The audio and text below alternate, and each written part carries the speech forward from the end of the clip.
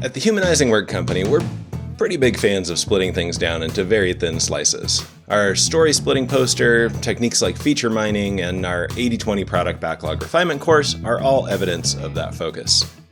But if those thin slices don't accumulate into a meaningful impact, it doesn't matter how beautifully clever our splits were.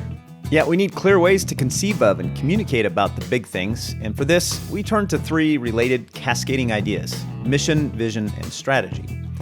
There's nothing groundbreaking here, but many organizations struggle because they haven't clearly articulated good example of not clearly articulating all three concepts in concrete and meaningful language. In episode 124, we shared our approach to crafting mission and vision statements that are actually useful, not just corporate speak. And in this episode, we'll share how to communicate clearly about strategy using the Humanizing Work Strategy Steps Canvas. But first, the show is a free resource sponsored by the Humanizing Work company.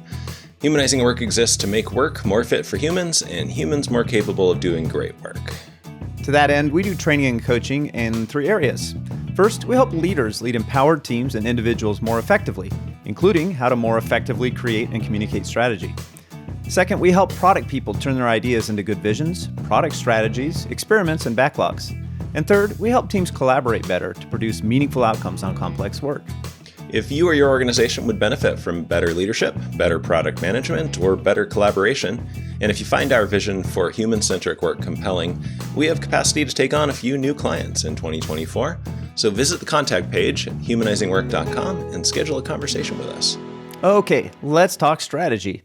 Fun fact, the term strategy was not used in a business context until after World War II. Prior to that, it was only used to describe military and political plans. In fact, the word strategy comes from the Greek word for general, strategos. These days, we see strategies being created and deployed everywhere in business, from corporate strategy to product strategy, and seemingly every initiative in between. If we've got a business objective, we recognize the benefit of crafting a strategy for how to reach that objective. As we've worked with executives and product leaders over the last several years, we've seen a lot of variations in how their strategies are derived, but we've also noticed that there are a few aspects that show up in every great strategy, so we've developed a way to visualize those things in a simple canvas form. If you only have one slide in your next strategy deck, make sure it's this one.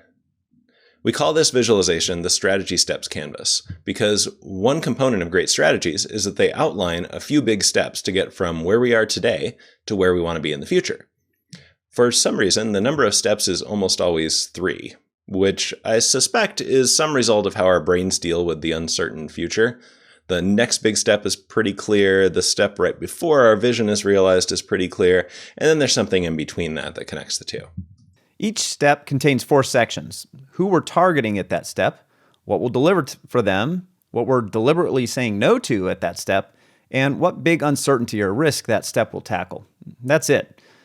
Then to connect those steps to the desired outcomes from the strategy, we have 2 statements describing how each step creates a flywheel of more and more impact for customers and a flywheel of more and more economic benefit for the company.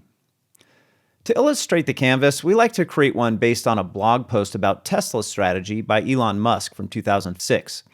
For all of his many faults, Elon is pretty good at vision and strategy, so it makes a good example. The context for that blog post is an outsider missing the connection between Tesla's mission and Tesla's strategy. Their widely shared mission at the time was to accelerate the mass market adoption of sustainable transportation. And that, by the way, is a killer mission statement. Like I said, it's one of Musk's superpowers.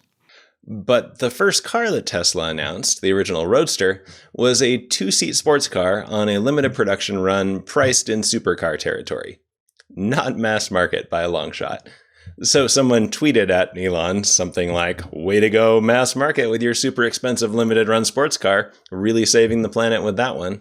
Then Elon, being Elon, responded by publicly laying out Tesla's strategy in a blog post called "The Secret Tesla Motors Master Plan Just Between You and Me."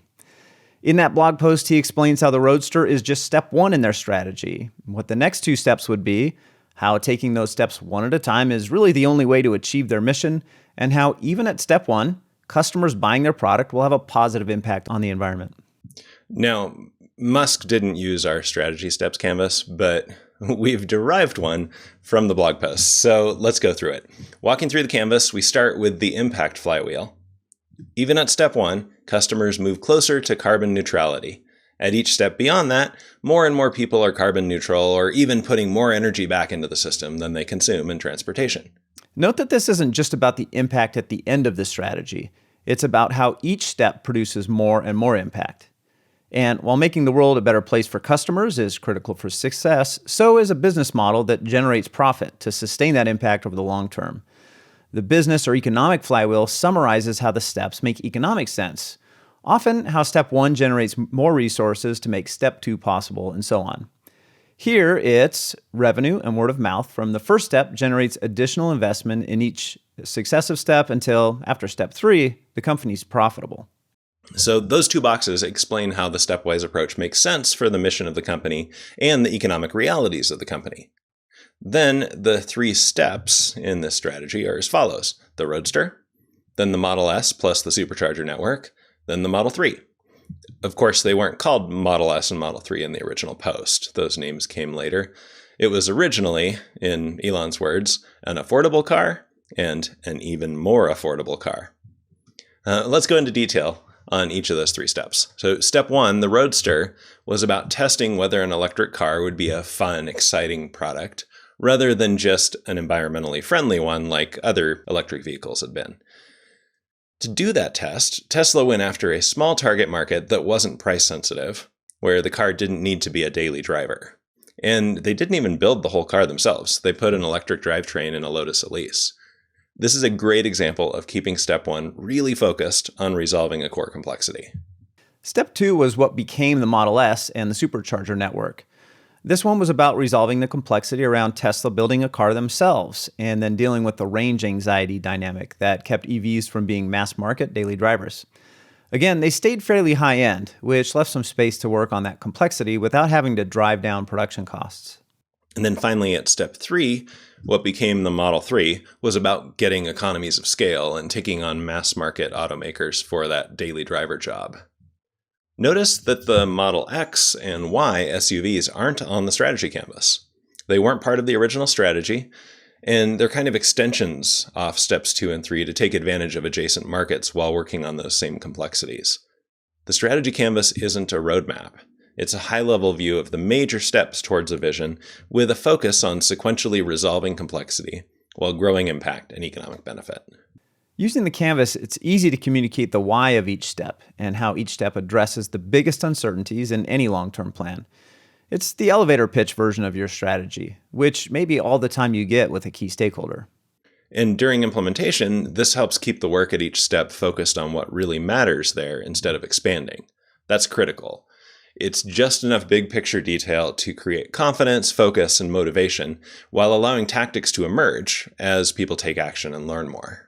Being able to boil down the strategy to just the essential parts makes all the difference. After all, if everyone can't align and remember it, your strategy may as well not exist. You can download a free PDF of the Strategy Steps Canvas on the episode page.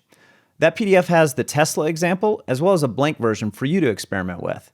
We hope it helps you formulate and communicate about your strategy more effectively. Thanks for tuning in.